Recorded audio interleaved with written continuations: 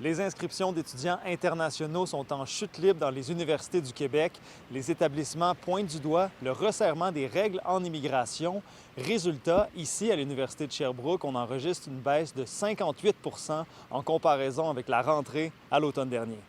On parle de conséquences importantes pour les universités, particulièrement au niveau des revenus, alors que les frais de scolarité pour les étudiants internationaux sont généralement de 4 à 5 fois plus élevés que les étudiants canadiens. Sans tirer de roche à qui que ce soit ou aux paliers gouvernementaux, mais assurément, la mauvaise presse qu'il y a eu au cours des derniers mois, tant du côté fédéral que du provincial, c'est ce qui explique, selon nous, puis c'était mentionné dans l'article de la presse par une collègue de Sherbrooke, c'est également son explication là, qui, effectivement, proviendrait de la mauvaise presse de nos gouvernements. À l'Université du Québec à Chicoutimi, bien qu'il y ait une hausse des inscriptions pour les étudiants canadiens ou encore québécois, c'est plutôt les inscriptions pour les étudiants étrangers qui sont en baisse. Du côté de l'international, il y a quand même une baisse importante.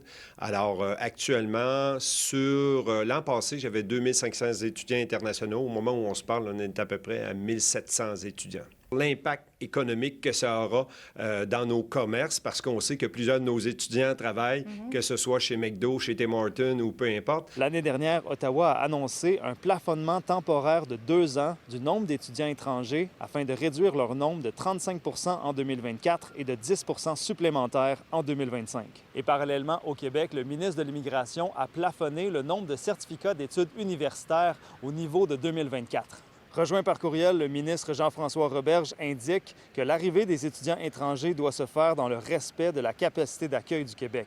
C'est pourquoi nous avons adopté le projet de loi 74 afin d'encadrer la présence de ces étudiants sur le territoire et protéger les programmes en région. En février dernier, l'Université du Québec à Chicoutimi anticipait une baisse d'inscription d'étudiants étrangers de 80 % cet automne. Est-ce que les craintes de l'UQAC se sont concrétisées? C'est ce que j'ai demandé au recteur. Chaque tranche de 500 étudiants en moins, des étudiants en provenance de l'international, ça représente un manque à gagner pour l'UQAC de 6 millions de dollars. Donc, évidemment, on avait anticipé des baisses pour la prochaine année quand nous avons fait notre exercice budgétaire en mars dernier. L'enjeu est principalement peut-être dû au fait que certains programmes ne pourront pas démarrer ou qu'il y aura moins d'étudiants dans certains programmes. Quand on regarde les admissions versus les inscriptions, l'admission étant le processus un peu avant l'inscription, on est à moins 72, moins 75 % en date en comparant avec l'an passé. Pour limiter le plus possible les impacts sur l'université, sur la communauté étudiante, M. Sanson espère que le gouvernement puisse faire preuve de plus de prévisibilité. À Saguenay, Jade Laplante. À Sherbrooke, Alex Soro pour Nouveau Info.